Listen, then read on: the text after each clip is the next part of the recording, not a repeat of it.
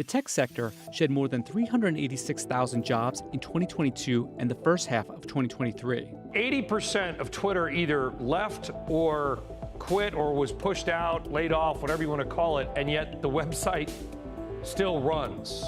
This morning, concerns that Amazon, the second largest private employer in the country, is planning one of the biggest workplace transformations in modern history. They didn't just lose their jobs, they lost their industry. More than 500,000 tech workers worldwide have been cut loose since 2022. And the companies responsible weren't failing, they were optimizing. Meta slashed 11,000 positions, 13% of its entire workforce, the largest purge in company history. Google replaced public layoffs with quiet buyout programs, trimming headcount across search, ads, and commerce, while avoiding headlines. Amazon, Microsoft, Salesforce, the logos that once represented career security, now represent calculated elimination. The driving force wears a familiar name: artificial intelligence. Salesforce CEO Mark Benioff admitted it directly. AI handles 30 to 50% of work at his company, not projected, operational. Goldman Sachs estimates 300 million jobs globally face automation exposure. In programming specifically, 27% of U.S. roles vanished between 2022 and 2024. The machines aren't threatening to take over. They already have a corner office. The survivors face a diminished landscape. Average tech salaries have dropped 12% nationally. Entry-level openings plummeted 50% since 2023. The official unemployment rate hovers around 3.4 to 4%, a number that lies by omission.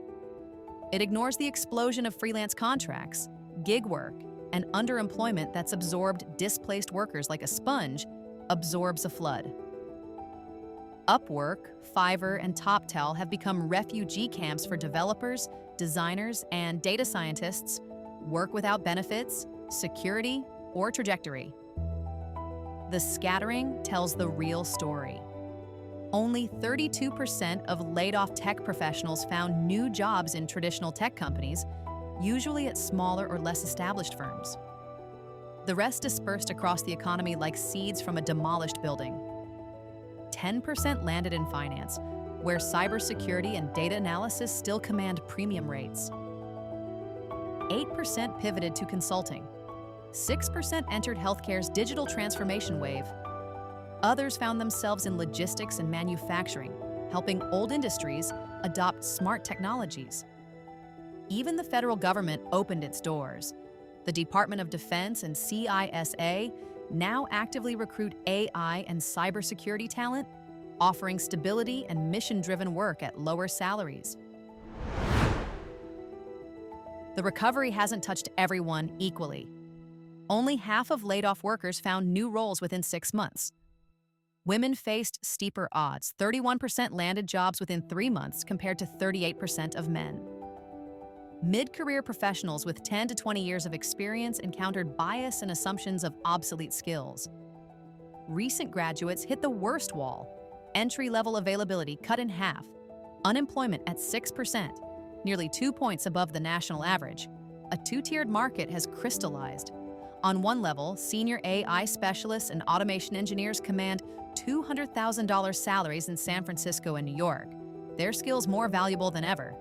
On the other, entry-level candidates and generalists face hiring freezes, wage stagnation, and contract work that leads nowhere. The middle rungs that once connected these levels have been removed. Adaptation has become survival strategy. Coursera reports 200% enrollment surges in AI, machine learning, and Python courses since 2023.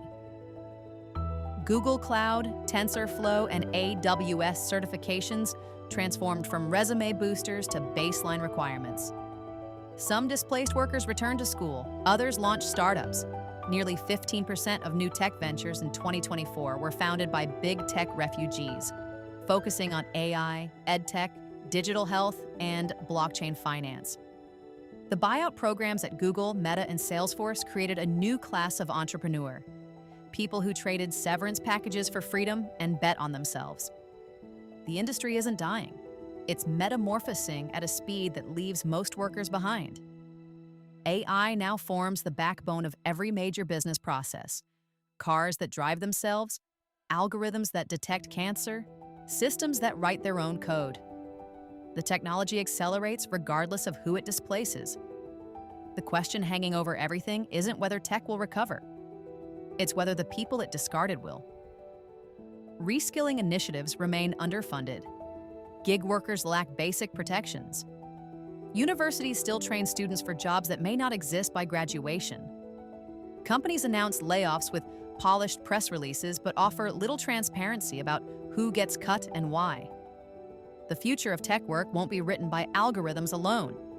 It will be shaped by whether we invest in the humans those algorithms replaced or leave 500,000 people to scatter wherever the wind takes them.